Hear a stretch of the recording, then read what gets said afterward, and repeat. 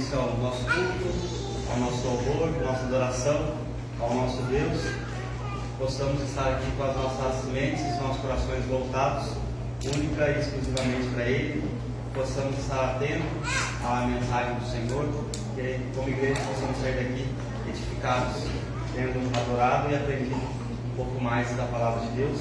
Nós iniciaremos com a leitura de um texto que se encontra em Efésios 1, 3 e 4. Diz assim a palavra do Senhor: Bendito seja o Deus e Pai de nosso Senhor Jesus Cristo, que nos abençoou com todas as bênçãos espirituais nas regiões celestiais em Cristo. Antes da fundação do mundo, Deus nos escolheu nele para sermos santos e irrepreensíveis diante dele em amor. Aqui está um pouco do nosso propósito, um pouco do nosso chamado, por que de estarmos inclusive aqui hoje na presença do Senhor, oferecendo um culto a Ele. Foi porque fomos escolhidos por Deus, fomos amados por Deus antes mesmo da fundação do mundo, com o propósito de bendizer ao Senhor, com o propósito de adorá-lo, com o propósito de sermos santos e irrepreensíveis, vivendo uma vida que agrada a Deus, em constante adoração e louvor ao nosso Deus. Nesse culto nós possamos estar cumprindo o nosso chamado, cumprindo o nosso propósito, que é de adorar o nosso Deus, louvar e agradecer ao seu santo nome pelo que Ele fez por nós, por tamanho amor foi demonstrado através do seu Filho Jesus, que está à direita de Deus Pai, intercedendo e olhando por cada um de nós. E vamos nos louvar e adorar esse Deus nessa noite. Mas antes eu peço para o meu voluntário, leve sua voz, coloque na presença do Senhor o que nós ofereceremos a Ele. Meu irmão, então, eleve sua voz e ore. Senhor nosso Deus e Pai, eu quero te agradecer e te louvar grandemente por mais esse dia de vida que o Senhor nos concede. Quero te agradecer, ó Pai, pela tua misericórdia, pela tua graça, pelo teu amor que é derramado em nossas vidas. Quero te agradecer, ó Pai, porque mais uma vez, pela tua misericórdia, o Senhor permitiu que nós estejamos aqui para cultuar o teu nome, para assim nós aprendermos mais a tua palavra, cultuar a Ti, ó Pai, louvar a Ti, ó Deus, porque o Senhor é digno de receber toda a honra, toda a glória, toda a adoração. Seja, ó Pai, nos ajudando, ó Pai, no decorrer desse culto, que tudo que a gente for fazer aqui seja para honrar e glorificar o Teu santo nome, que nós saiamos daqui, ó Pai, mais edificados, mais ensinados e mais encorajados pela Tua palavra. Que o Senhor também esteja capacitando, iluminando grandemente o pregador, ó Pai, o pastor que vai trazer a mensagem para nós logo mais, que ele realmente venha falar a Tua palavra genuína assim como ela é. Peço a Ti, ó Pai, agradeço por tudo em nome de Jesus. Amém. Amém. Peço que os irmãos coloquem de pé, nós adoraremos a Deus com um cântico em espírito, em verdade, o nosso Senhor, Rei dos Reis, Senhor dos Senhores. Possamos então em espírito e em verdade adorar o nosso Deus.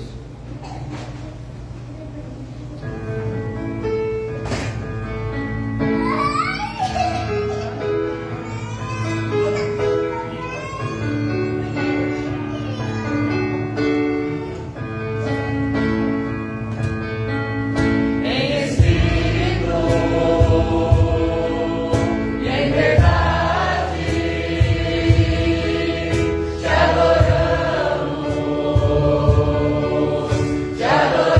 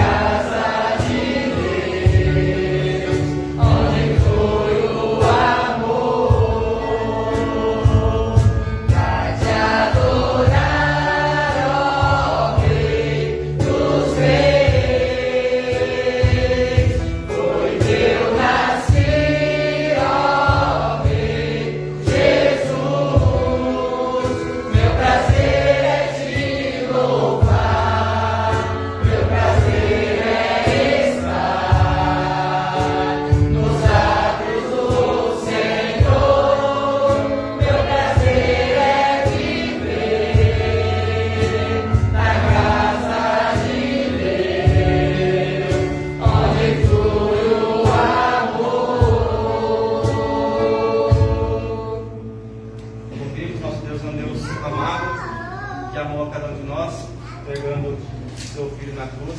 Então, fala a preço dessa canção, que Ele revelou o seu amor por cada um de nós na cruz de Cristo. O maior e mais belo amor que poderíamos receber veio da parte de Deus. Então, vamos adorar esse atributo de Deus. És amável.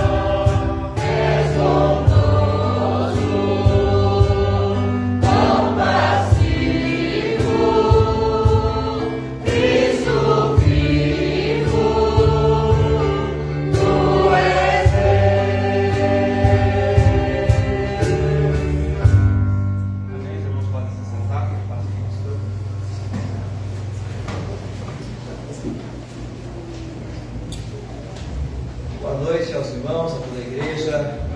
Louvado seja Deus, que Deus abençoe de tudo que estamos prestando a Ele.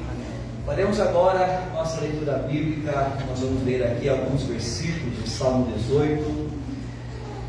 O salmista Davi, assim como nós, às vezes passamos por apuros. Os apuros de Davi talvez eram piores que nós.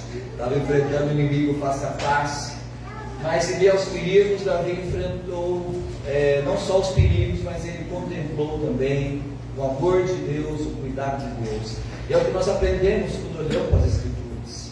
Para as Escrituras você vai ver que Deus não vai livrar você dos perigos, dos apuros, das dores, das doenças.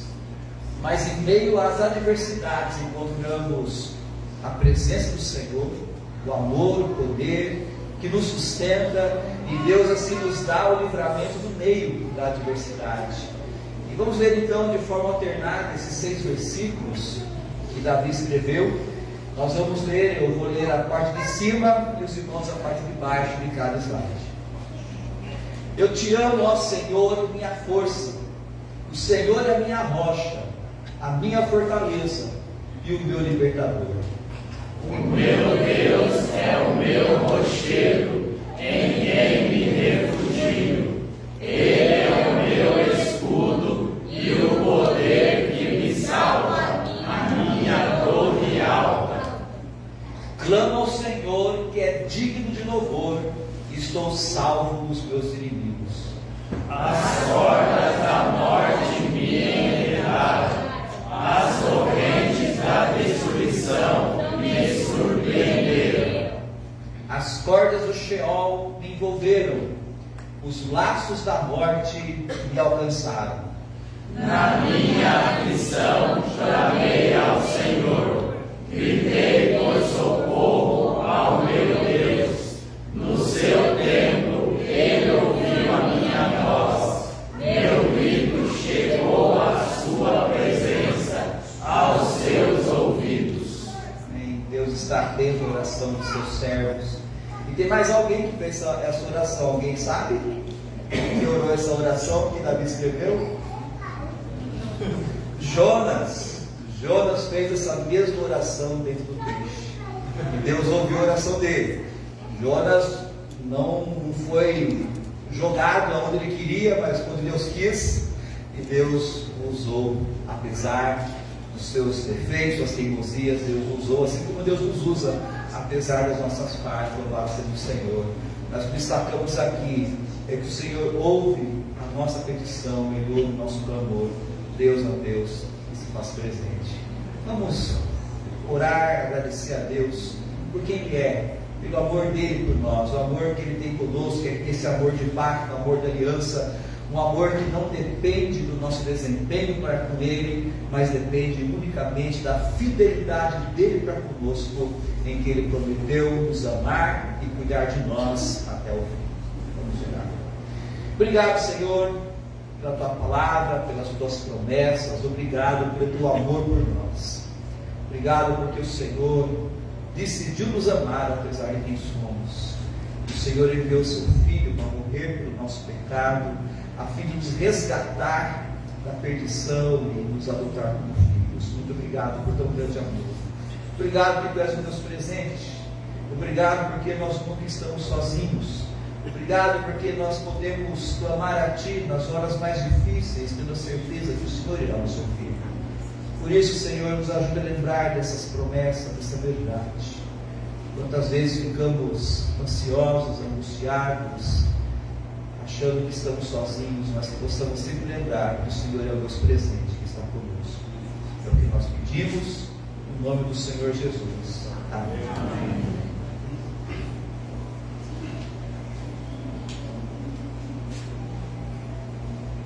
Continuar louvando e adorando o nosso Deus.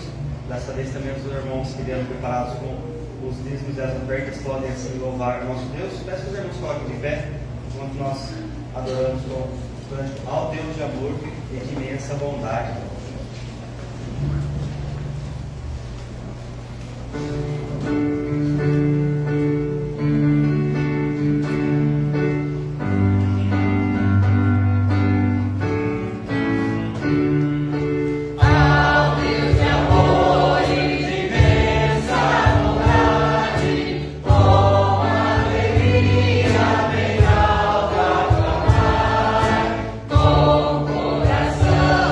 Transbordante de graça, seu grande amor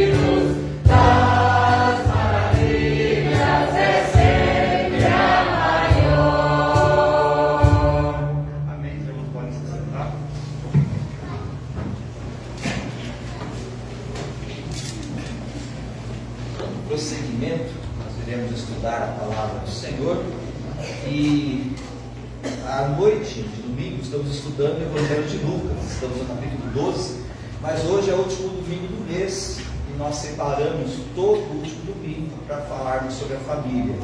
De manhã falamos sobre pais e filhos, agora à noite falaremos sobre casamento, e a nossa oração que Deus continue nos abençoando, Deus continue fortalecendo as famílias da nossa igreja, e as mães também que quiserem podem levar seus pequenos até o berçário.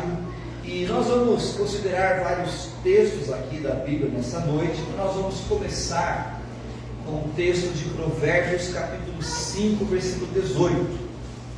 Então, livro dos Provérbios capítulo 5, versículo 18. Nós falaremos hoje sobre um assunto importantíssimo, que o casamento depende disso, que é a confiança. Já temos falado sobre confiança. A confiança é que nem um vaso de porcelana, preciosíssimo, mas é muito fácil de quebrar. Sim, é a confiança dentro do casamento, e o Senhor nos ajude. Vamos ver hoje pela palavra de Deus como que nós podemos fortalecer, edificar essa confiança tão importante, tão salutar em qualquer casamento, em qualquer união de marido e esposa. Então vamos aqui, Provérbios capítulo 5, versículo 18. Seja bendita a sua fonte, alegre-se com a esposa da sua juventude. Pedir que o irmão voluntário levante sua voz e ore, pedindo a bênção de Deus para essa noite.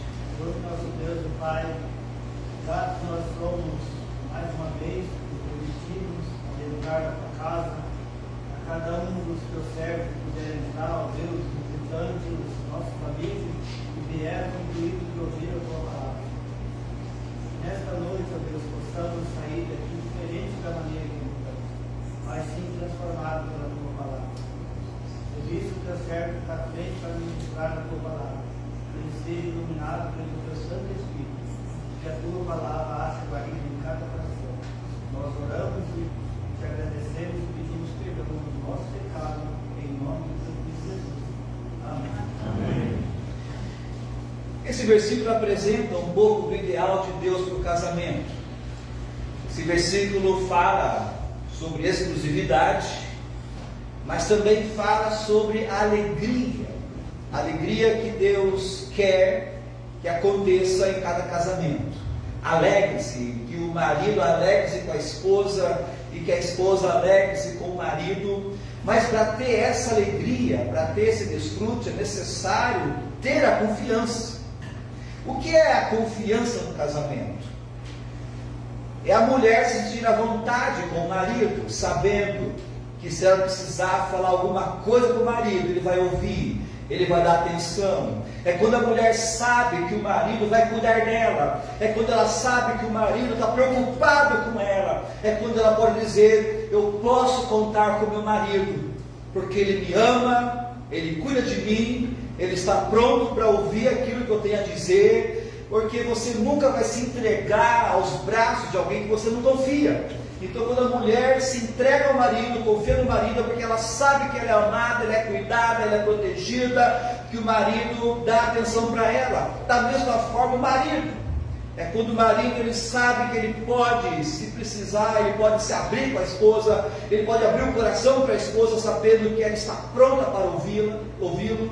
Ele sabe que a sua esposa o ama, que ele sabe que a sua esposa está pronta para cuidar dele. Então ele se sente à vontade com a sua esposa, não tendo o que esconder. Trocando em miúdos, a confiança tem a ver em o cumprimento dos votos que foram feitos no casamento. E para quem não sabe, o que sustenta um casamento são os votos. Porque o casamento é uma aliança, o casamento é um pacto. Quando no casamento o rapaz olha para a moça olha para o rapaz, e diante do pastor, diante do juiz, ele diz: não, eu me comprometo a amar você, cuidar de você, na riqueza, na pobreza, na saúde, na doença, até que a morte nos separe. O que é isso? Isso é um contrato, uma aliança. E é isso que sustenta o casamento. Porque o amor de um para com o outro pode variar. Às vezes um dia o casal pode estar apaixonado, outro dia o amor pode se esfriar um pouco, mas é nessas horas que o amor se esfria, que tanto o marido quanto a esposa, eles têm que lembrar daquela aliança, daquele pacto que fizeram primeiramente diante de Deus. Como dizemos, não importa se o casamento foi feito só no civil, se foi feito na igreja também, Deus está presente em todo lugar, e Deus está presente até no cartório, e Deus ouviu essa aliança, esses votos que foram feitos. Então naqueles momentos difíceis o casal tem que lembrar: não, mas eu fiz diante do Senhor esse voto, eu fiz diante do Senhor, eu me comprometi a amar o meu cônjuge, cuidar dele, servir dele, até que a morte nos separe. Ou seja, eu prometi cuidar e amar o meu cônjuge independentemente do desempenho dele. É a mulher amar e cuidar do marido, não por causa de quem ele é, mas por causa do Senhor. E vice-versa. Os votos foram feitos diante do Senhor, e nós cumprimos esse voto, porque eles foram feitos diante do Senhor. O marido, ele ama a esposa, não porque a esposa merece ser amada, porque às vezes o marido vai dizer: minha esposa não merece ser amada, mas você vai amar a esposa por causa do Senhor. É a mulher se colocando como auxiliadora, ajudando o marido, mas a esposa, às vezes ela pode dizer: mas meu marido não merece que eu me coloque como auxiliadora dele. Mas é por causa do Senhor, a Bíblia é bem clara, é por causa do Senhor que o marido ama a esposa, como Cristo amou a igreja, e é por causa do Senhor que a mulher, ela vai sujeitar ao marido e ajudar esse marido a ser o melhor líder. E são essas coisas que constroem a confiança dentro do casamento. É você olhar para o seu cônjuge e dizer: eu posso contar com ele. Agora, uma coisa que nem todos sabem: a confiança é construída nos primeiros anos do casamento. Só que os casais recém-casados nem sempre eles se dão conta disso. Eles acham que já se confiam. De fato, se duas pessoas se casam é porque houve uma confiança. Mas na verdade, nos primeiros anos do casamento, às vezes não é dado muita atenção em edificar e fortalecer essa confiança. Mas a confiança é algo que tem que ser construído, edificado, fortalecido a cada dia. Por quê? Porque o casal é formado por dois pecadores. É um pecador casado com uma pecadora. E o que se espera de um pecador e uma pecadora é que venham pecar, é que venham a falhar. O marido vai falhar em amar devidamente a esposa vai falhar em ajudar devidamente o esposo, ambos vão falhar. Por isso a confiança do casamento, ela tem que ser edificada, ela tem que ser fortalecida, para que quando houver falha de uma das partes, essa confiança que foi construída, ela sirva de um fundamento para que o casamento não vá ruir. Então essa confiança, ela precisa começar, ela precisa ser edificada. E o que nós vamos ver aqui nessa noite é alguns pontos, alguns caminhos para que a confiança do nosso casamento possa ser fortalecida. Agora, lembrando que primeiramente toda a confiança ela tem que ser começada na vertical. Porque nós não conseguimos fazer nada por nós mesmos. Jesus mesmo disse: eu sou a videira, vocês são os ramos. Se vocês estiverem em mim, eu em vocês, vocês darão muito fruto. Porque sem mim, o que ele disse? Nada podeis fazer. Sem Cristo você não pode fazer nada no seu casamento. Podemos sim, podemos fazer muita coisa ruim que vai ser um desastre. Mas a edificação do casamento, a edificação, como falamos hoje cedo, do relacionamento de pais e filhos, isso depende do Senhor Jesus. É por meio do Senhor Jesus que nós poderemos edificar o nosso lar, edificar o nosso casamento. Então começa com quebrantamento, dizendo: Senhor Jesus, o Senhor me conhece, o Senhor sabe como eu sou falho, como eu sou pecador, o Senhor sabe como eu tenho falhado em cumprir os votos que eu fiz com o meu cônjuge, mas eu peço ao Senhor tua misericórdia para restaurar, fortalecer o meu lar, o meu casamento. Primeiro ponto: para fortalecermos o casamento é necessário o que chamamos aqui de um jogo limpo. O primeiro ponto aqui tem a ver com a comunicação e como os problemas nos lares têm sido causados por problemas na comunicação. Brigas têm acontecido por falta de comunicação, casamentos sendo arruinados por falta de comunicação. O marido ele faz uma cara feia, ele fecha a cara, e aí a esposa tem que adivinhar por que o marido fechou a cara.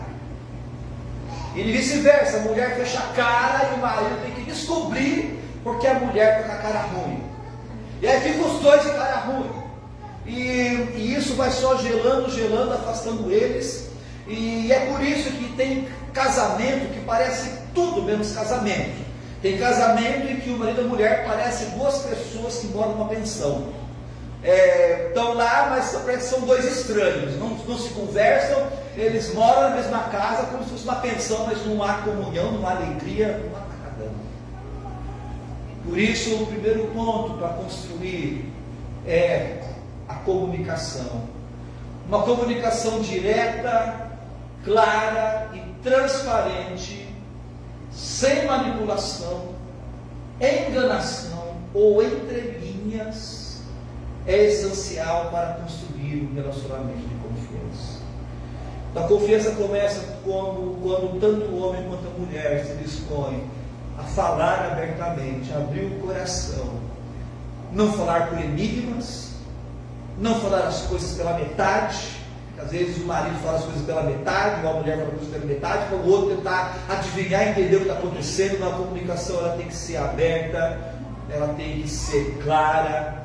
Não importa se a comunicação está sendo redundante, repetitiva, mas a comunicação ela tem que ser clara, direta, transparente. O marido ele tem que se abrir para a esposa, contar para a esposa, se abrir. A esposa tem que ter essa liberdade também para se abrir para o marido. E nós temos que estar prontos para ouvir o que o cônjuge tem a dizer, desarmados. Ouça com paciência, ouça com atenção. Isso é necessário. Em Efésios, no capítulo 4, 29, nós abordamos esse texto aqui pela manhã. Nós vamos para lá, é o nosso próximo texto aqui. Em Efésios, capítulo 4, versículo 29. Nós mencionamos hoje na comunicação de pais e filhos, e agora nós vamos abordar novamente para a comunicação do casal. Efésios capítulo 4, versículo 29.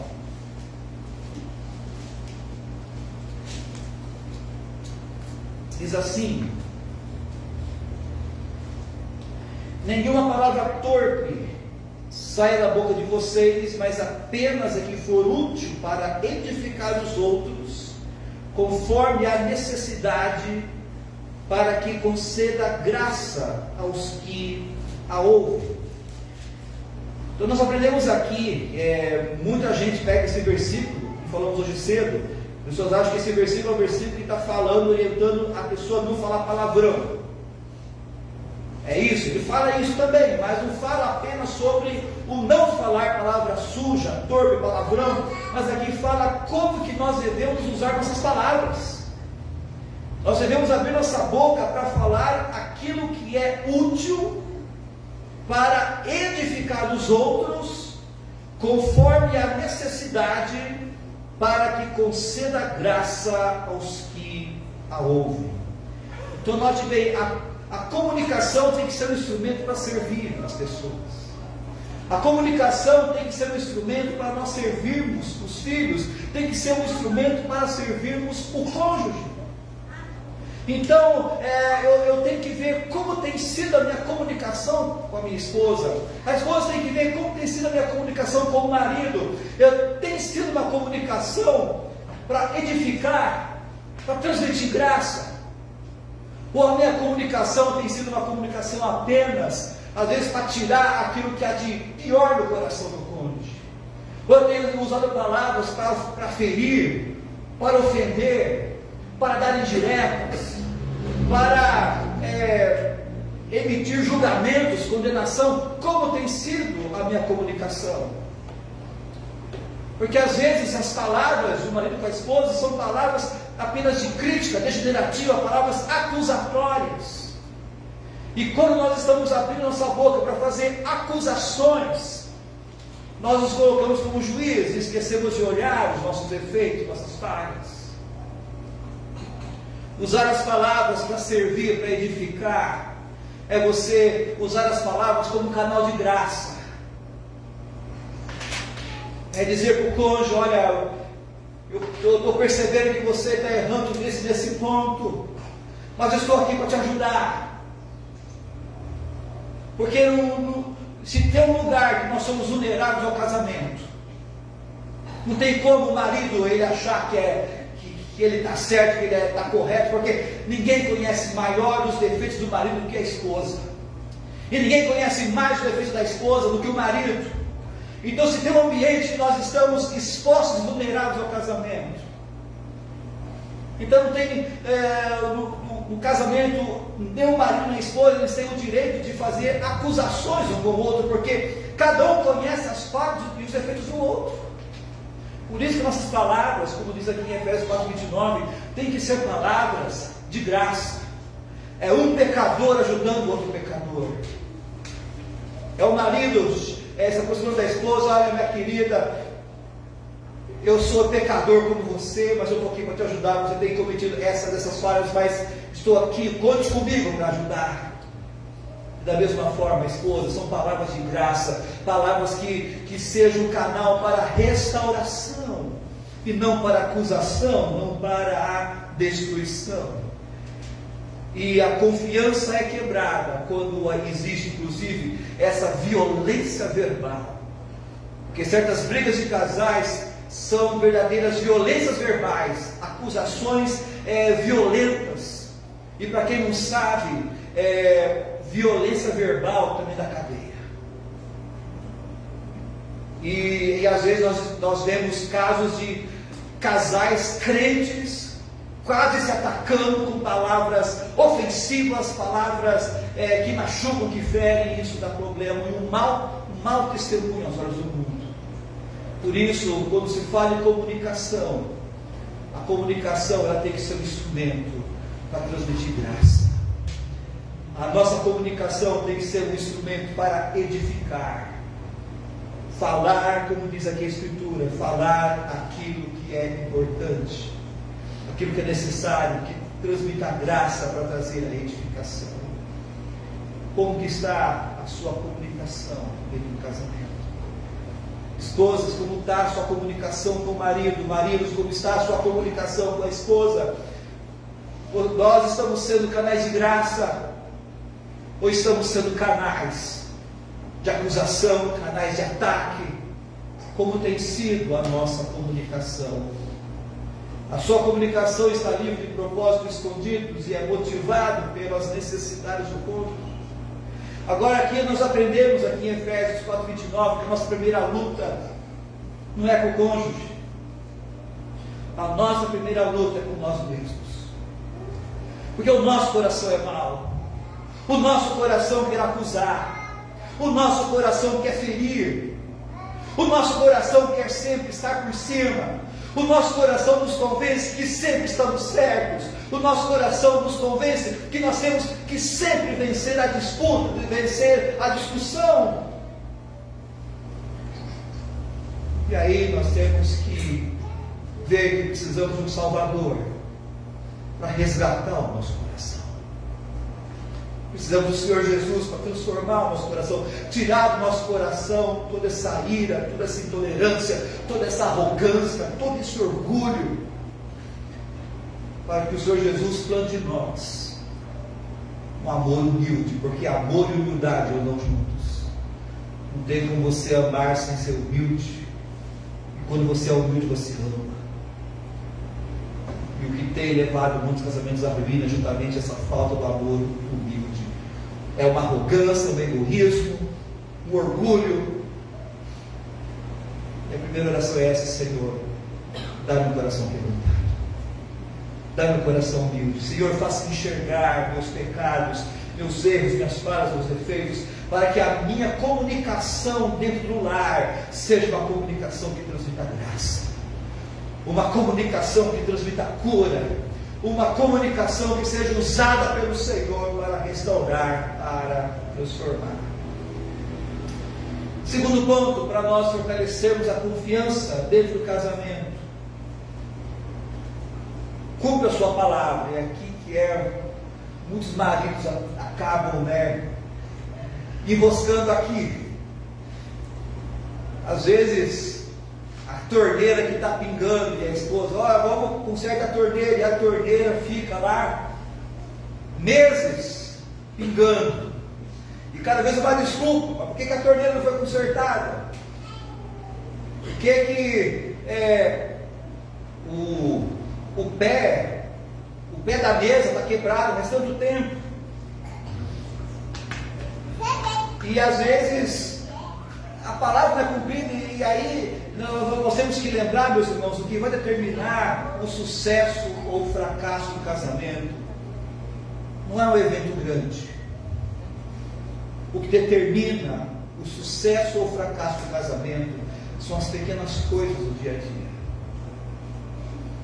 E se nós falhamos, começamos a falhar repetidamente nas pequenas coisas do dia a dia, isso vai ter problemas lá na frente. Então cumpra as promessas que faz. É simples assim. Você quer que a pessoa com quem vive possa saber que você faz o que se compromete a fazer dentro do espaço do tempo em que prometeu fazê-lo. É como que Jesus disse: seja o seu sim, sim, e o seu não, não. E aqui, meus irmãos, é um problema que a maioria dos homens tem. Vamos dizer que eu ouço, eu também me encaixo. Às vezes a gente promete: não, vou consertar, e o negócio vai se arrastando, e nós temos que pensar: mas peraí, como que a confiança da esposa ela vai se fortalecer se eu estou sempre esquivando, sempre adiando? Então nós temos que lembrar o que Jesus disse: seja o seu sim, sim, e o seu não, não. E o passar disso vem do maligno. Você leva as suas promessas a sério, mesmo quando são pequenas, e faz tudo nas circunstâncias incertas, ou o poder para cumpri-las. Ou seja, o quanto que nós temos nos esforçado para cumprir as pequenas promessas que nós fazemos. Então isso é importante no casamento. Nunca despreze as pequenas coisas. Muitos casamentos chegam à ruína porque pequenas coisas foram desprezadas, foram feitas vistas grossas. Um outro ponto, para fortalecer a confiança, como falamos há pouco: assuma seus erros. O problema que detona muito casamento é a dureza do coração, é o orgulho. É quando o marido acha que ele não erra, é quando o marido acha que ele está sempre certo, e quando também a esposa acha que não erra, quando ela acha que ela está sempre certa. Mas como falamos agora há pouco, não tem um ambiente em que nós nos tornamos mais vulneráveis do que no casamento. Você quer saber os seus defeitos? Pergunta para a esposa: esposa, fale para mim meus defeitos. Senta aqui, isso vai ser grande. Da mesma forma, a esposa chegar para o marido: meu marido, eu quero que você conte para mim todos os meus defeitos. Senta que a conversa vai ser longa. Porque no casamento não tem como esconder. Como temos falado, Adão e Eva estavam nus e não sentiam vergonha, ou seja, no casamento é onde não tem como esconder nada, a nossa vida é escancarada. Quando a esposa ela vai ver as virtudes, as qualidades do marido, mas também vai ver todos os defeitos dele. Da mesma forma o marido com a esposa. E aí os jovens, os recém-casados, assustam no começo do casamento. Nossa, eu não sabia que isso era assim. A moça, a mulher recém-casada olha para o marido, eu não sabia que isso era assim. E vice-versa. Porque o casamento é isso, é um conhecer, e os irmãos sabem disso. Esse conhecimento nunca termina. Você nunca vai poder dizer, não, eu conheço a minha esposa plenamente. A esposa nunca vai poder dizer, eu conheço meu marido plenamente. Não, mesmo quando o marido chega o casal chega na velhice, eles continuarão a se surpreender um com o outro. Eu não sabia que você era assim. Ou seja, o casamento é um constante conhecimento. As pessoas dizem que para você conhecer uma pessoa, você tem que comer 1 quilo de sal, né? Lentamente, contínuo. O casamento é isso. É um conhecimento da vida toda. E nós não apenas conhecemos nosso cônjuge, mas nós somos conhecidos pelo cônjuge. Então, se tem uma coisa que não cola no casamento, é a gente não querer assumir, admitir os nossos erros. A autojustificação e uma postura de autodefesa não nutrem a confiança. E o texto que nós vamos ler agora é Romanos capítulo 12, versículo 3. Romanos capítulo 12, versículo 3.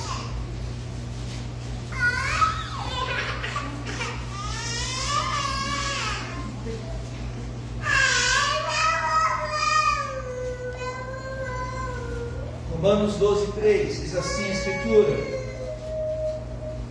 por isso, pela graça que me foi dada, digo a todos vocês, ninguém tenha de si mesmo um conceito mais elevado do que se deve ter, mas ao contrário, tenha um conceito equilibrado, de acordo com a medida da fé que Deus lhe concedeu.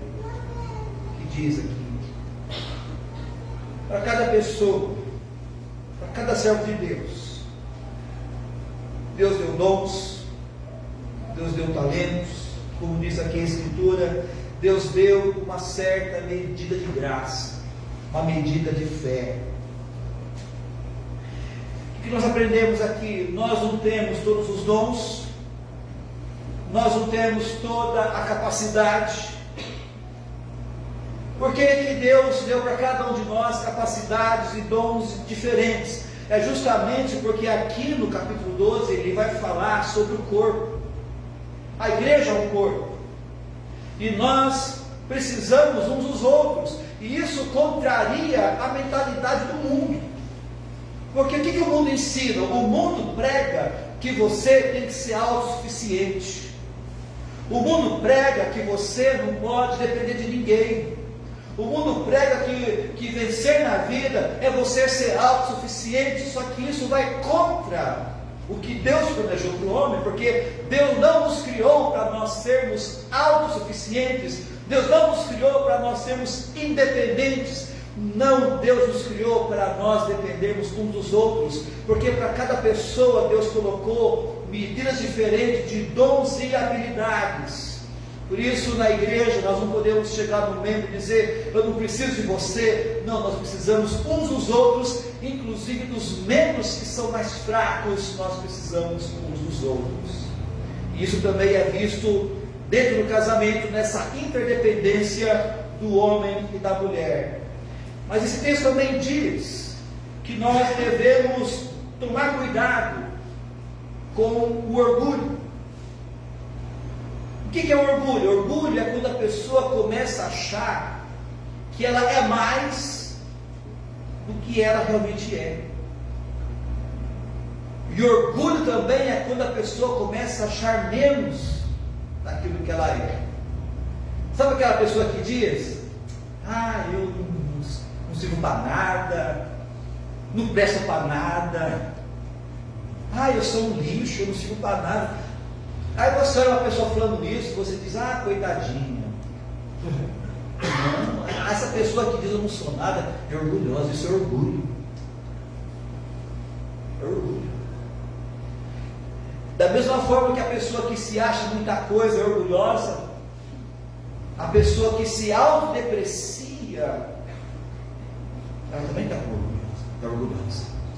Agora, por que leva uma pessoa a autodepreciar? É quando essa pessoa, às vezes, ela recebe alguma acusação, ela recebe alguma crítica, e ela não aceita a crítica, porque o orgulhoso não aceita a crítica, o orgulhoso não aceita alguém fale contra ele. Então, uma das armas do orgulhoso, que não aceita a crítica, que não aceita os erros, ele vai para a vitimização. É verdade, não sirvo para nada, eu sou um fracasso, eu sou um fiasco. Isso é orgulho. E é exatamente isso que a Bíblia fala. Não seja orgulhoso ao ponto de você achar que você é mais do que você é. Também não seja orgulhoso achando que você é menos, achando que você não é nada. Mas olhe com moderação, ou seja, olhe quem você é, se enxergue quem você é, e não tem ninguém melhor para nos enxergar do que o cônjuge. Então significa que no casamento, irmãos, nós temos que ter essa humildade, em ver quem realmente nós somos, e aceitar as críticas da esposa, mas sem ficar se doendo, sem ficar se vitimizando. É ouvir as críticas e orar, Senhor, eu tenho falhado nisso, mas que o Senhor me dê força, me dê graça para eu errar menos. É a esposa ouvir, às vezes, aquilo que o marido tem a dizer, mas sem ficar se doendo, sem ficar se vitimizando, mas dizer, Senhor, me ajude a ser uma esposa sábia, me ajude a ser uma esposa útil nas suas mãos. Ou seja, estarmos prontos a assumir nossos erros. É por isso que a comunicação, como falamos há pouco, a comunicação ela tem que ser uma comunicação graciosa. O marido, quando às vezes ele precisa ter certas conversas com a esposa, às vezes ele tem que mostrar erros à esposa, tem que ser essa conversa graciosa, conversa que transmite graça e vice-versa. Porque quanto mais você tratar a conversa com brandura, mansidão, com graça, você desarma a pessoa. Agora, quando a conversa é uma conversa acusatória, quando é uma conversa para ferir, você vai fazer com que a pessoa se arme, e não vai dar certo isso aí.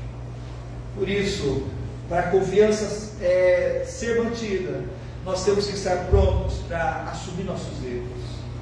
É o marido chegar para a esposa, me perdoe porque eu errei, eu falhei, eu tenho fracassado, mas eu preciso da sua oração, preciso da graça do Senhor para errar menos. E a esposa dividir diante do marido, olha, me perdoe, eu tenho falhado, eu tenho fracassado nesses pontos, mas eu oro para que o Senhor me dê graça, me dê forças para que eu possa vencer nesses pontos. Note bem, no casamento você não espera que seu cônjuge seja perfeito,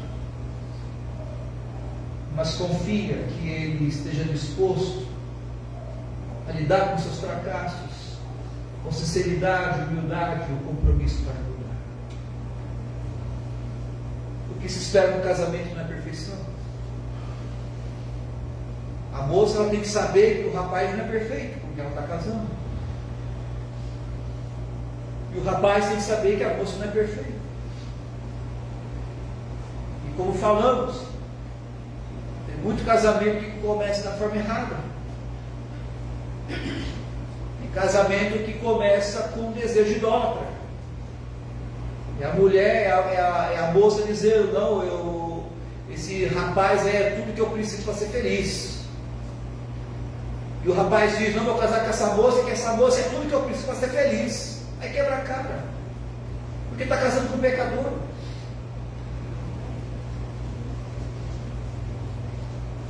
Nem todos casam com esse entendimento de que casamento é um relacionamento, uma aliança que você entra para servir, para se doar. O casamento não é uma aliança que você entra para você exigir, para você querer que o cônjuge seja como você quer. Não, o casamento é uma aliança, um relacionamento em que nós entramos para nos doar, para servir, porque o casamento é um reflexo daquilo que é o Evangelho. O que é o Evangelho é o Senhor Jesus que veio, se deu, se doou a pecadores, que veio para servir. Um Salvador que não veio para ser servido, mas veio para servir e dar a sua vida em resgate de muitos. Casamento é isso. É um relacionamento que nós entramos para nos doar, para servir, não para ser servidos. Por isso que no casamento, para que essa confiança cresça, é necessário que haja essa humildade, esse quebrantamento. É o marido assumir seus erros, a mulher assumir seus erros e dizer: nós estamos aqui para a gente crescer juntos, para nós vencermos juntos. Você prontamente admite seus erros e procura o inteiro perdão.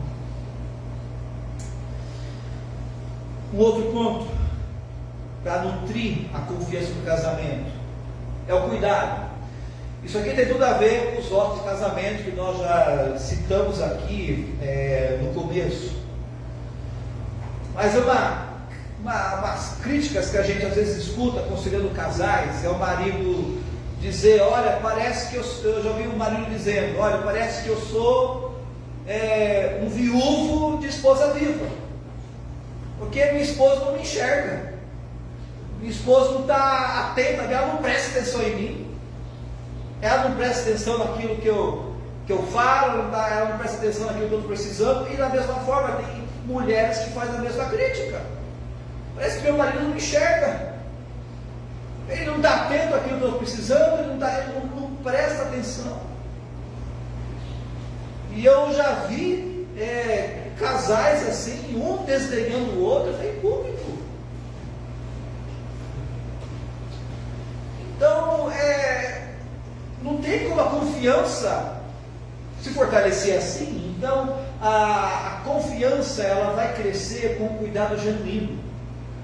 O cuidado genuíno, sincero, voluntário e regular da outra pessoa é outra fonte de confiança.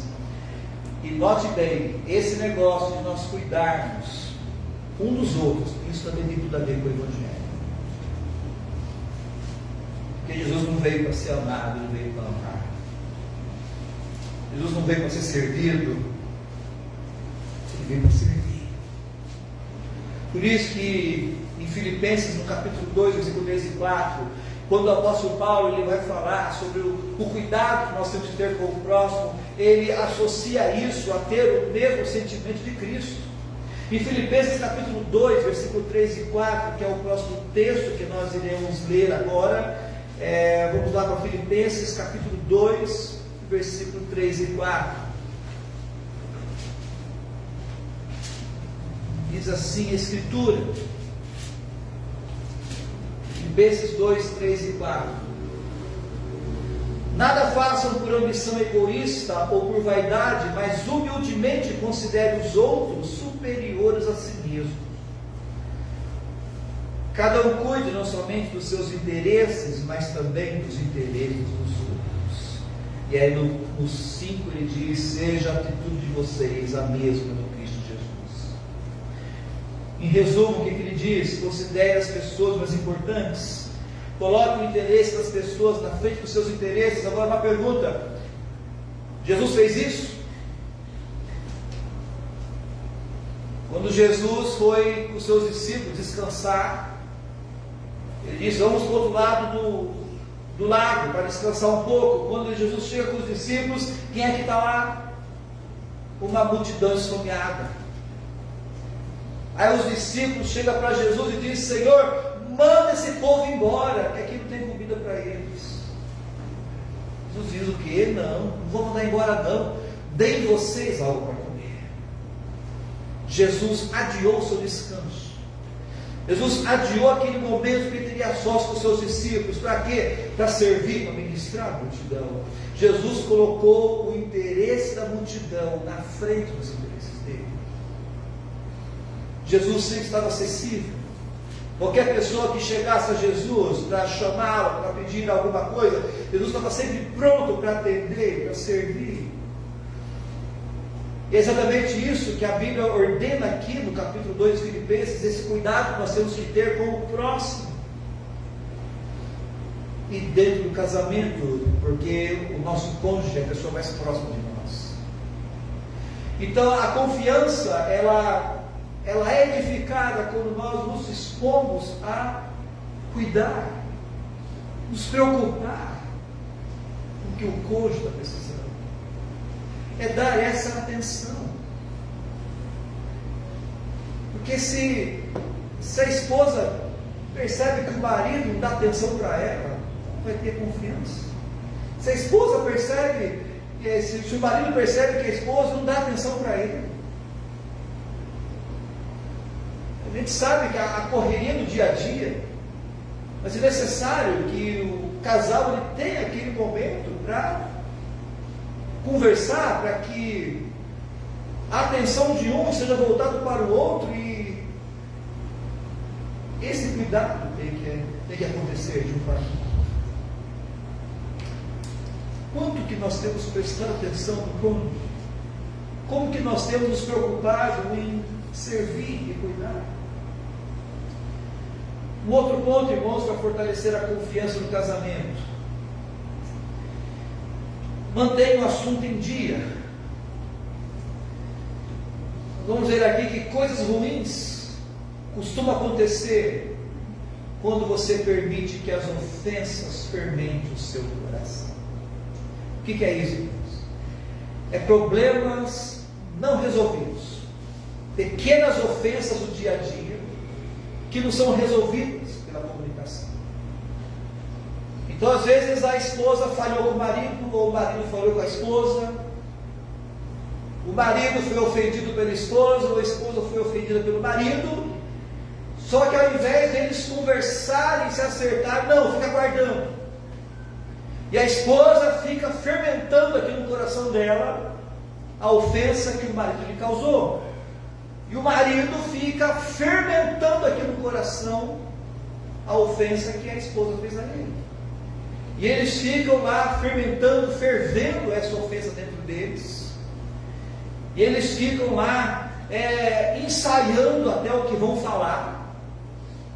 Mas não falam, eles ficam fermentando, até que chega uma hora que a gente sabe, você coloca um leite para fermentar, uma bolsa, chega agora aqui para você com essa bolsa, e tanto fermentar ela vai estourar.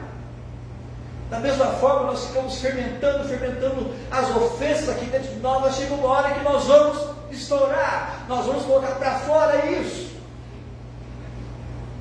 E quando o marido acaba estourando com a esposa, aí não vem coisa boa não.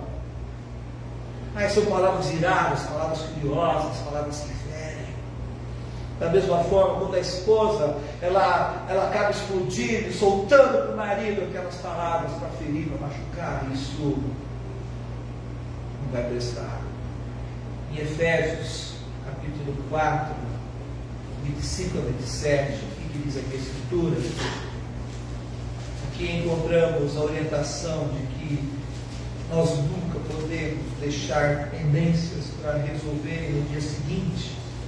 Efésios capítulo 5,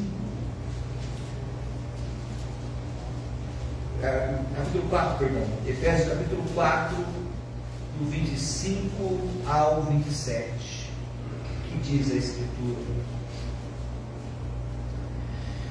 Primeiro, portanto, cada um de vocês deve abandonar a mentira e falar a verdade ao seu próximo, pois todos somos membros do mesmo corpo. O momento em que o casal mente um para o outro. A esposa com a cara ruim, mas o que você tem, mulher? Não tem nada. Ela está mentindo. Lógico que tem. Você está com a cara ruim porque tem coisa. Da mesma forma, o marido está emburrado, A mulher pergunta: o que você tem? Não tem nada. Está com a tromba lá, mas ela fala que não tem nada. Ou seja, a mentira. O que diz a Escritura? Não mintam. Cada um de vocês tem que abandonar a mentira e falar a verdade. Nós não podemos mentir. Então, se o cônjuge perguntar: por que você está de cara feia? Nós temos que falar. Falar dentro das instruções que já consideramos aqui. E olha aqui a orientação seguinte do versículo 26. Quando vocês ficarem irados, não pequem. Apaziguem a ira antes que o sol se ponha, e não deem lugar ao diabo. Ou seja, toda vez que o cônjuge lhe der um motivo para você ficar irado, não deixe para resolver essa ira no dia seguinte. A ira tem que ser resolvida antes de escurecer, antes que o sol se ponha. Essa conversa tem que acontecer. Mas acontecer dentro também do versículo 29. Tem que ser conversa moderada, com graça, com edificação. Não conversa irada, esbravejada, não com xingamento, não com acusações, não com fúria. As pendências nunca podem ser deixadas para o dia seguinte. É difícil, mas o casal tem que combinar. Nós não vamos dormir, não vamos pregar o olho para dormir sem antes resolver aquilo que tem que ser resolvido hoje. Eu já vi casal dizendo: pastor, tem que resolver antes que o sol se põe, né? Agora, se for de noite a briga, né? Aí pode ser no outro dia, não. Às vezes o casal brigou depois que o sol se pôs. Não, então, antes que o sol nascer, resolva isso. As pendências, elas têm que ser resolvidas no dia. Mas com um espírito de brandura, de quebrantamento. E hoje, quando o casal vai conversar para resolver a questão, você não vai resolver essa questão para você dizer que você está certo, que está com a razão. O casal tem que priorizar a paz. A paz entre eles, a paz do casamento, a paz da família. Muitos casamentos se arrebentam porque os casais, os cônjuges estão mais preocupados em provar que eles estão com a razão do que em restaurar o casamento. Às vezes a esposa ou o marido dizer: não, eu estou com a razão, mas eu vou abrir mão da minha razão, porque para mim é mais importante estar em paz do que vencer a discussão. Mantenha o assunto em dia. Você rapidamente lida com os erros e rapidamente resolve os conflitos. Vamos procurar resolver no dia, sem deixar isso no dia seguinte. Agora, como eu falei, meus irmãos, a nossa maior luta não é o cônjuge.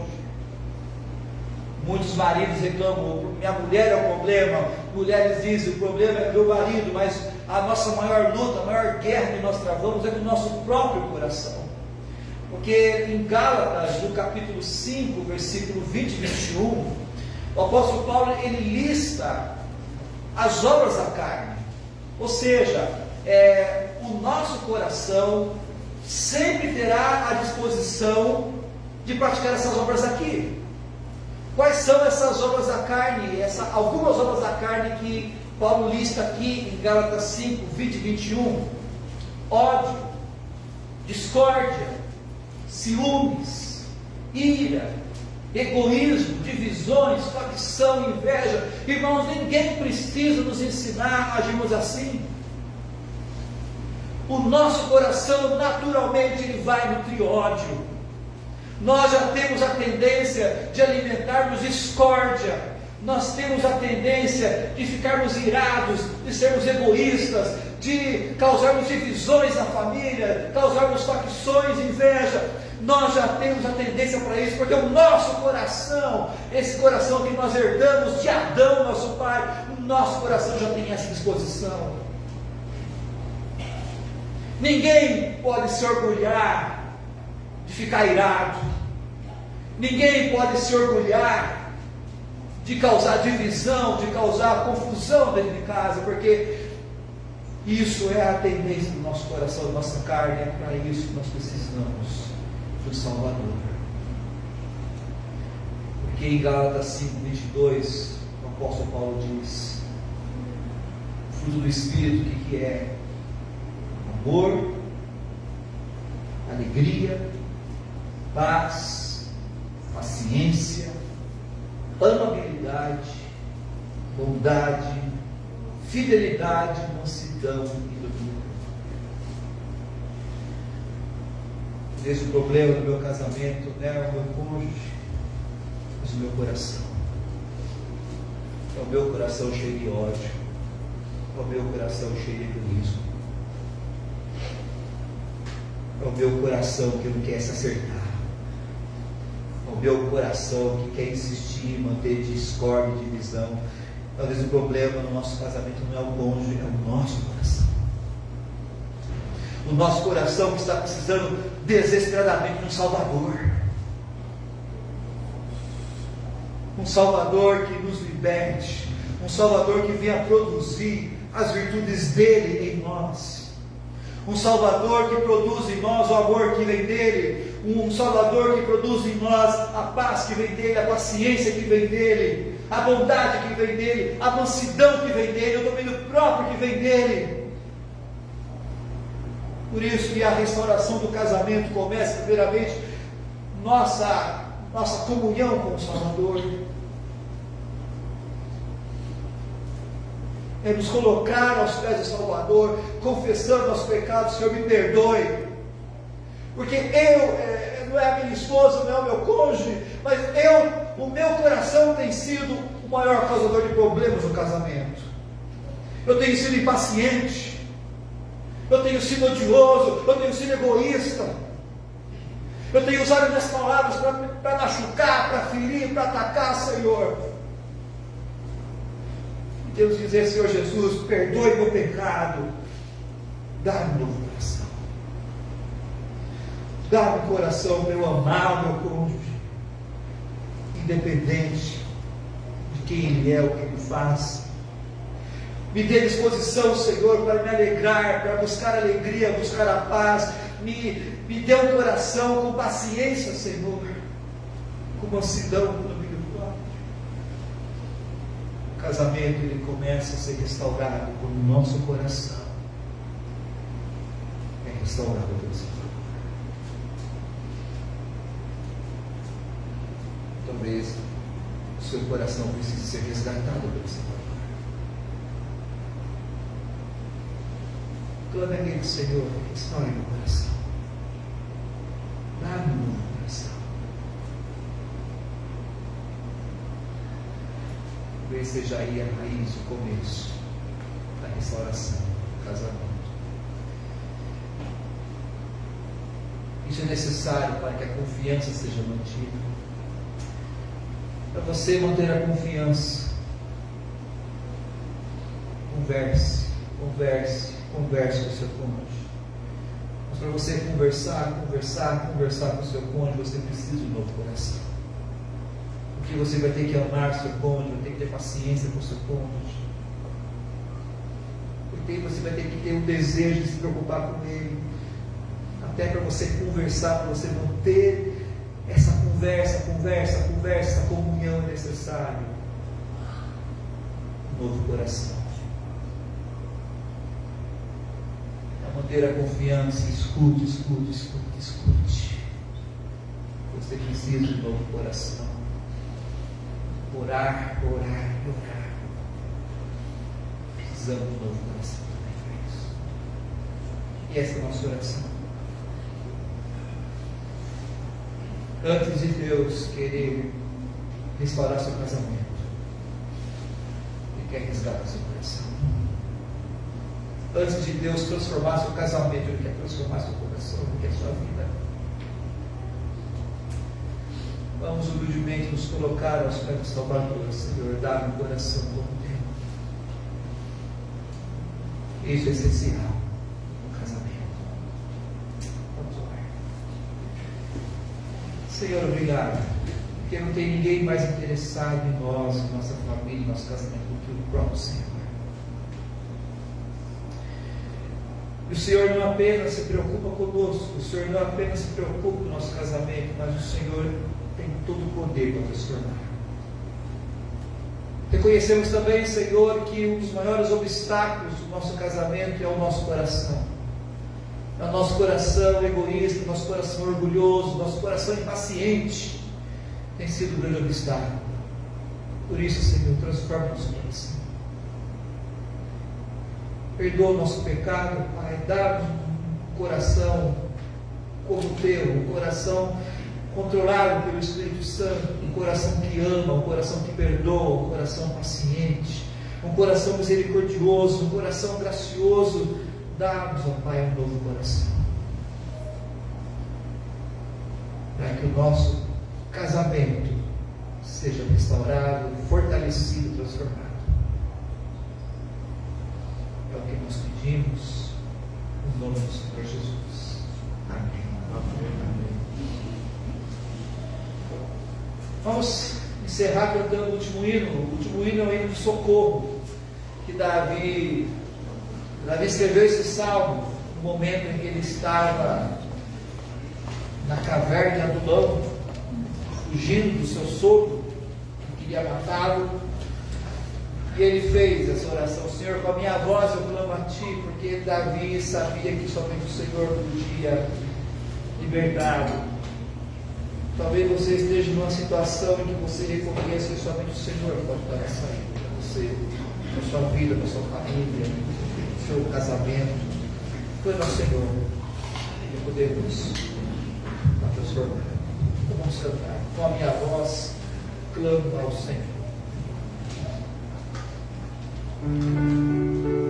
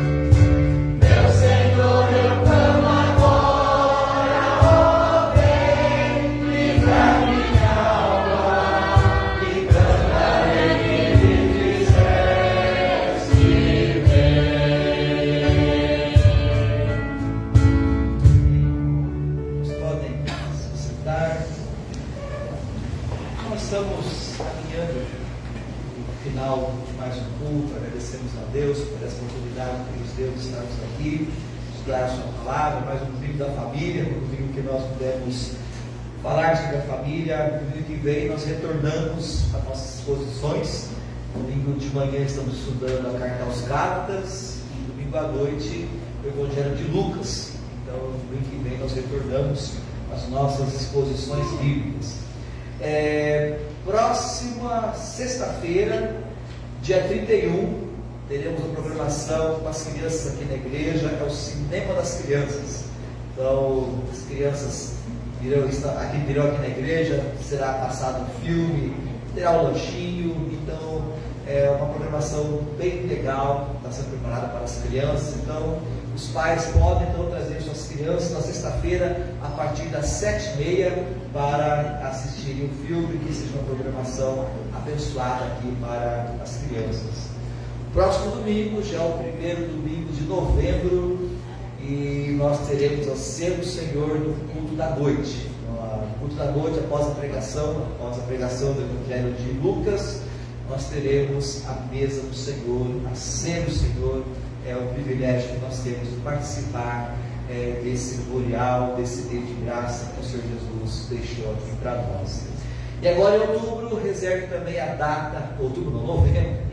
Em novembro, reserve a data do dia 15. Dia 15 é feriado, é um sábado, e nós teremos a confraternização da igreja, será numa chácara, aqui no bairro dos Pires, na mesma chácara que temos feito nos últimos anos, e que Deus possa abençoar mais essa confraternização. Então, os irmãos que forem participar, podem procurar no Marcos, podem fazer também a contribuição para o almoço, que vai ser churrasco, e a contribuição, os irmãos sabem, cada um contribui de acordo com a sua possibilidade, e Deus é tão maravilhoso que o dinheiro multiplica, né? A gente não coloca nenhuma taxa, os irmãos contribuem voluntariamente e nunca falta, né? Mas sempre sobra o próximo almoço. Então, louvado seja Deus. Então, que Deus venha abençoar mais essa confraternização no dia 15 de novembro.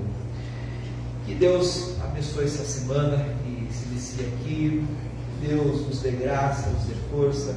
É tanta informação que a gente recebe aqui no domingo da palavra de Deus, que Deus nos dê graça para a gente vivê-las, para a gente praticar e proclamá-las também para o mundo perdido aí fora, que está tanto precisando do Salvador.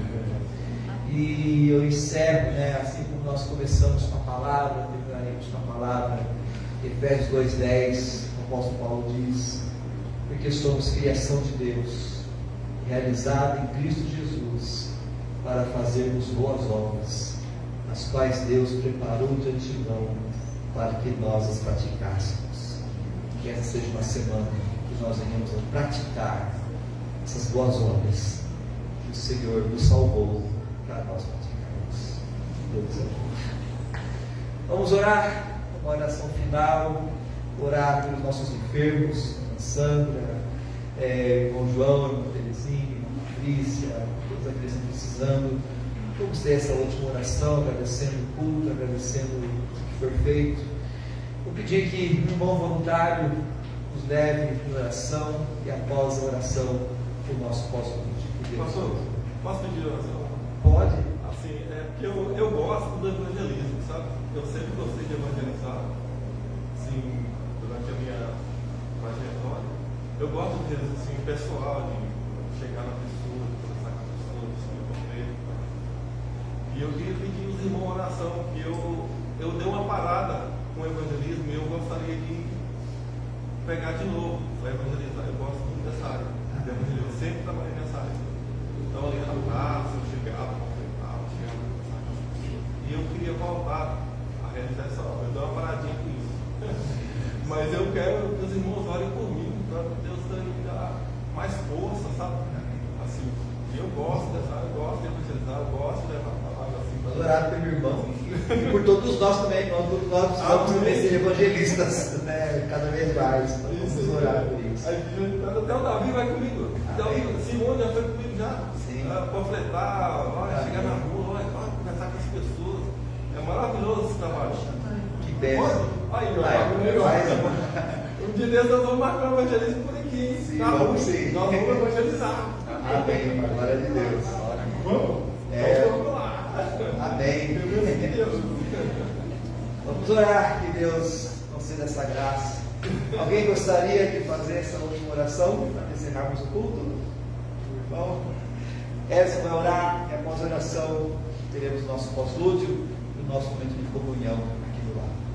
Senhor nosso Deus, nós agradecemos o privilégio, a oportunidade que o Senhor deu a nós como igreja de cultuar o Senhor aqui essa noite, aprender um pouco mais da Tua palavra, que a Tua mensagem possa produzir vida dentro de nós, que ela possa frutificar e assim nós colher os frutos de tudo aquilo que nós temos aprendido aqui com o Senhor, que a Tua igreja possa ser cada vez mais edificada através da Tua mensagem, que ela possa amadurecer, crescer espiritualmente, e assim como o nosso irmão colocou aqui agora, que esse evangelho que nós temos ouvido, que essa mensagem que nós temos ouvido aqui, que ela possa ser transmitida lá fora, Pai.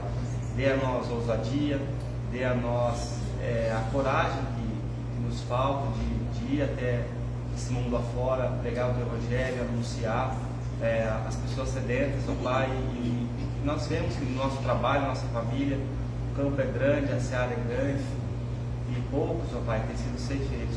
O Senhor nos ajude como igreja a anunciar o Teu Evangelho, Senhor. Colocamos também na Tua presença os enfermos da nossa igreja, o nosso irmão João, nossa irmã Terezinha, nossa irmã Patrícia, nossa irmã Sandra, o irmão Divino, a minha mãe.